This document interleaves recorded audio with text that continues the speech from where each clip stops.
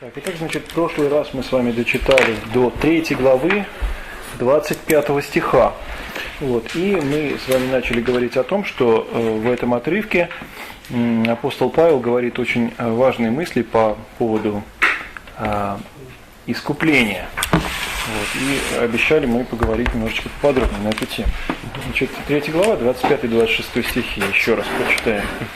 «Которого Бог предложил жертву умилостивления в крови его через веру для показания правды его в прощении грехов, соделанных прежде, во время долготерпения Божия, к показанию правды его в настоящее время. Да явится он праведным, оправдывающим верующего в Иисуса».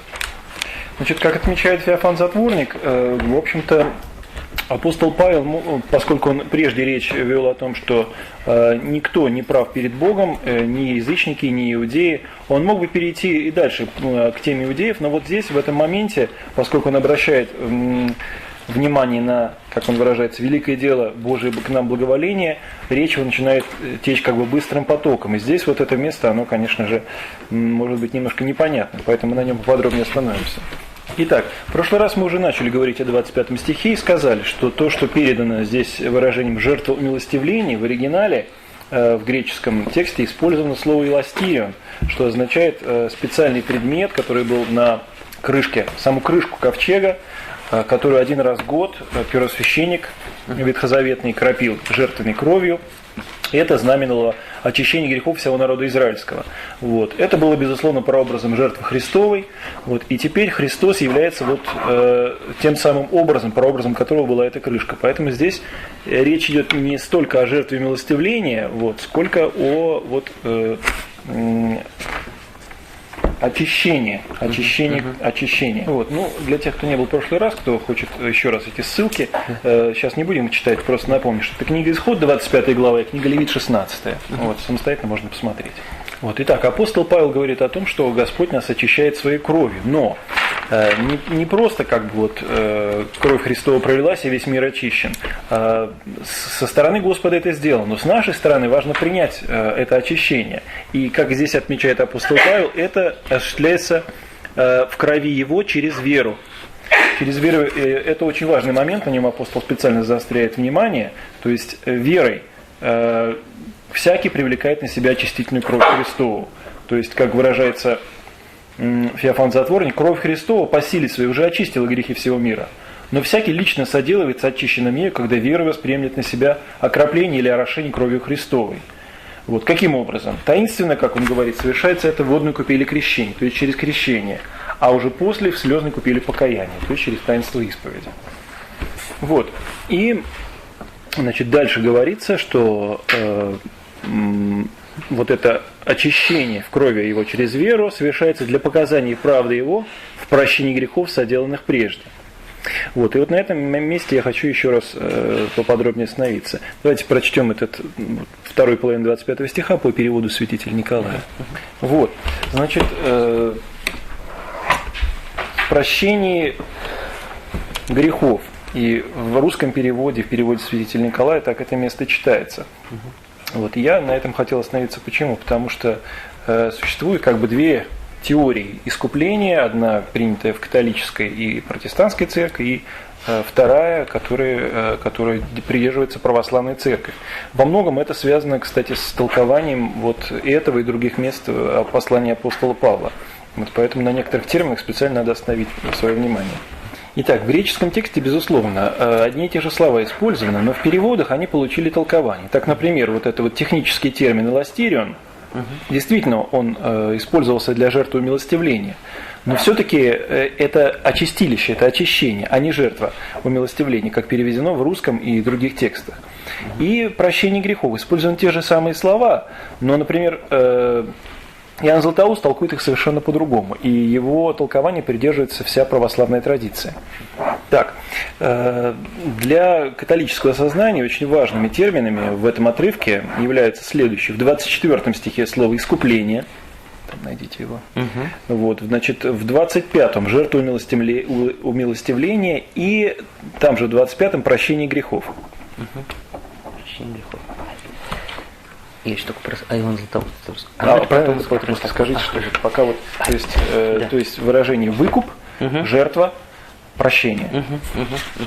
Вот. И благодаря вот этим терминам сложилось, так сказать, я не буду подробно, но очень кратко опишу вот эту теорию искупления, как она звучит у католиков. Вот, значит, человек согрешил. Вот, и грех его столь велик, что принести достойный выкуп Богу, чтобы удовлетворить Божью правду, Божью справедливость, человек не в состоянии. Вот, поэтому нужна была равная греху такая же крупная жертва. Вот такую крупную жертву человек принести не мог, ее мог принести только Сын Божий. Поэтому Сын Божий приносит себя в жертву, да, для удовлетворения правды Божией. То есть, вот, как сказать, такую цену мог заплатить только Бог. То есть, вот кратко, вот так это звучит. Вот. Как отмечают православные богословы, действительно, эта концепция очень простая и понятная для сознания граждан Римской империи. Вот, поскольку часть преступлений была, так сказать, выплачивался просто за нее штраф. Вот, то есть ты согрешил, заплати. Вот, чем больше грех, тем больше штраф. Чем больше, так сказать, преступлений, тем больше штраф. Вот, но поскольку здесь бесконечная вина, то, соответственно, и выплаты должны быть бесконечные. Поэтому, в общем, схема эта простая и понятная. Тем более, что в оригинале греческом, в 24 стихе, слово «искупление» передано греческим словом «аполитрос», что и означает «выкуп». То есть именно денежный выкуп. Вот, если мы помним, то, вот, например, в Евангелии используется греческое слово «литра». Вот, это именно денежная единица. Вот, поэтому здесь именно это слово использовано, и оно было вот таким образом истолковано в римском сознании. Чтобы было понятно. Да. Ты оскорбил простого человека, заплати, допустим, сколько-то там ячеманьен, да, допустим. Ты оскорбил дворянина, заплати больше, но ты оскорбил Бога. Сколько это стоит? Это стоит бесконечно. Вот, таким образом, в 24, 25 и 26 стихах встречаются все те слова, которые используются для этой самой концепции. То есть, человек согрешил, для удовлетворения правды Божией в 25 стихе проливается кровь Христова. Вот, благодаря пролитию крови Христовой осуществляется искупление, то есть выплата для прощения грехов. То есть все вот эти слова, они легли очень хорошо вот эту концепцию искупления как выплаты. Вот.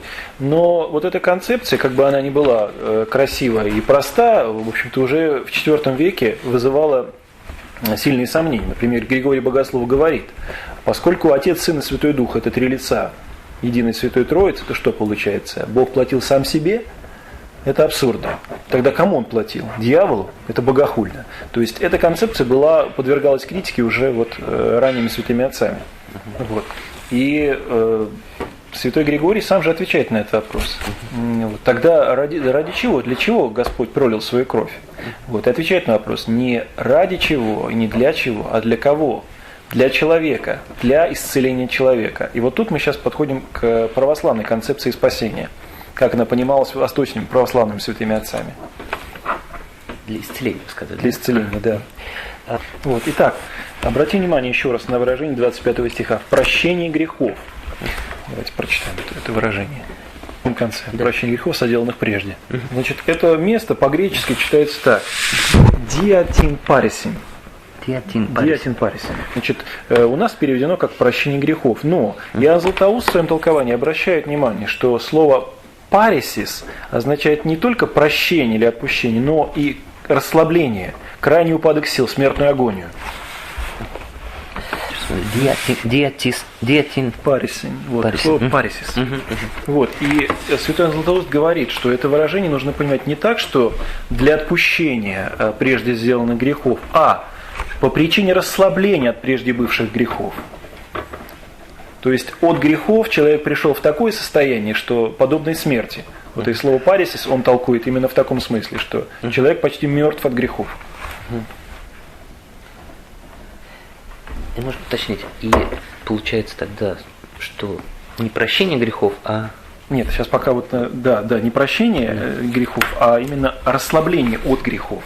То есть там выражение «для прощения прежде бывших грехов», а у него получается в расслаблении от прежде бывших грехов. То есть не говорится, нюанс не тот, что Христос проливает кровь для прощения грехов, а то, что Он очищает нас кровью Почему? Потому что мы расслаблены до крайней степени прежде сделанными грехами.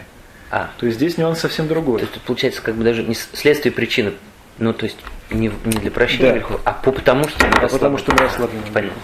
То есть смысл получается такой, что человек, потому что он согрешил, пришел в такое состояние, что никакие способы врачевания исцелить его не могут. Им нужен врач, который исцелил бы его. Вот. И таким врачом является Христос. Таким врачеванием является, таким лекарством является кровь Христова, которая и проливается для того, чтобы очистить человека от прежде сделанных грехов. Потому что никакое другое средство не помогло. Об этом мы еще скажем, потому что в 26 стихе он на это обращает внимание. Вот. Таким образом, если мы сравним католическую и православную концепцию, получается, что у католиков виноват, согрешил, заплати штраф, заплатить не можешь, за тебя заплатил Бог. В православной концепции совсем не так. Не столько вина, сколько болезнь, смертельная болезнь. Вот. Мы помним, что Адам, когда он согрешил, следствием греха была смерть. Пока он был в раю, он был бессмертным. После того, как он согрешил, он умер. Для того, чтобы человек больше не умирал, чтобы он воскрес, ожил, Господь и проливает свою кровь. Поэтому в православном мире, и, кстати, это говорит не только Иоанн Златоуст, все святые отцы, начиная от Антония Великого и далее, Великий Макарий, Святой Ефрем, Святой Василий Великий, все единодушно говорят о том, что Христос – это врач. Вот, поэтому исцеление, спасение вот, в совсем другом смысле. То есть правда Божия, о которой говорится в 9 стихе, 25 стихе, показывается не в том, что Бог сам себе платит великую цену, а в том, что Он приходит спасти падшего человека. В этом правда его проявляется. То есть Он проливает свою кровь как лекарство бессмертия.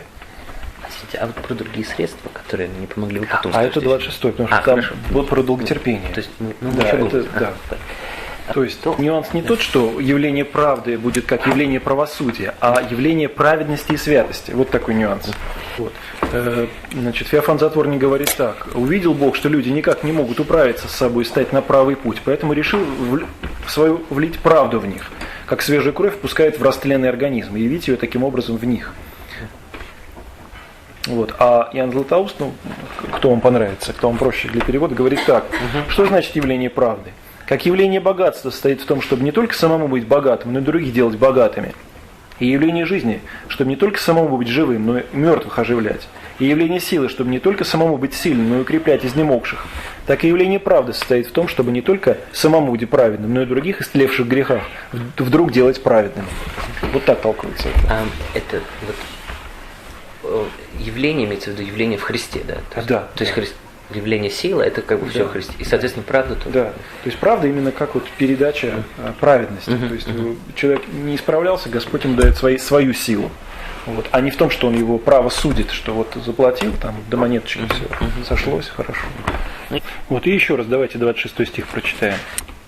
Значит, в 26 стихе говорится во время долготерпения Божия. Вот, а потом к показанию правды в настоящее время. Так, да? Вот, то есть, если мы принимаем толкование святых отцов, что Господь нас исцеляет своей кровью, то здесь говорится о долготерпении для чего? Вот, чтобы не было никаких как бы упреков Богу, что вот человек мог бы и сам справиться. Господь до определенного времени откладывал свое пришествие. Вот, поэтому были испытаны все средства. Был испытан их заветный закон, были испытаны пророческие средства. Человек ничем не мог исцелиться. Вот, то есть были испробованы все средства. Вот в этом выразилось долготерпение Божие. То есть Господь терпел, не справится ли человек сам. Чтобы человек уже пришел, наконец, к времени пришествия Христа в мир, к тому сознанию, что справиться он сам не может никак. Нужен Мессия. Вот. И в 26 стихе апостол Павел говорит, для чего же было это долготерпение Божие? Для того, чтобы для показания правды его в настоящее время. То есть теперь, когда Господь пришел, правда становится ясной. То есть, как говорит Феофан Затворник, новая жизнь, новая кровь потекла в жилах человеческих. Человечество стало здороветь и освящаться. Вот. И, как он отмечает, наверное, при этом апостол Павел говорит это, чтобы как бы намекнуть на действительный опыт тогда принимавших крещение христиан. Потому что сразу после крещения тотчас они изменялись, из порочных делались непорочными и святыми. То есть это было перед глазами всех, поэтому, видимо, в то время специального толкования не нужно было, о чем здесь идет речь. Это и было и так понятно.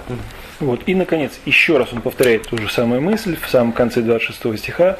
«Да явится он праведным и оправдывающим верующего в Иисуса».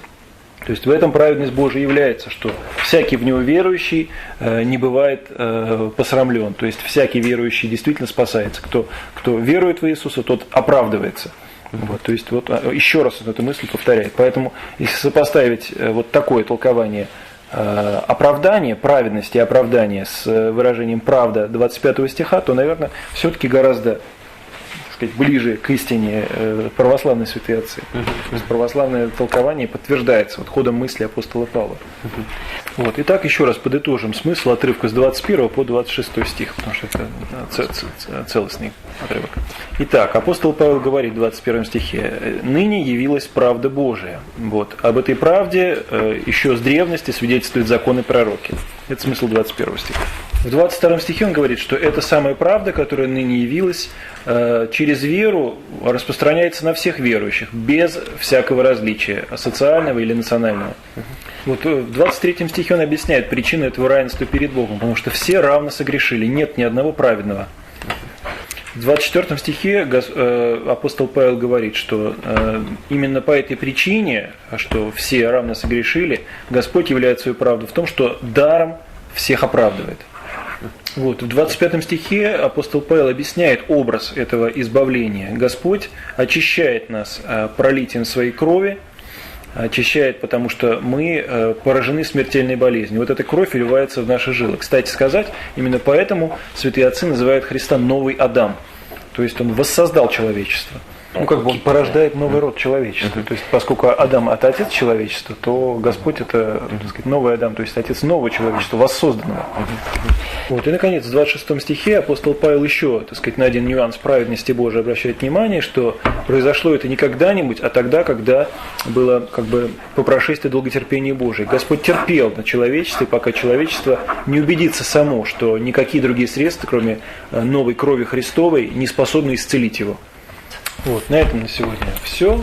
Значит, на следующей неделе у нас ДНК нету. Будет 20. Что вас не будет, да? Да, 21 числа, поскольку у нас тут уже с завтрашнего дня начинается.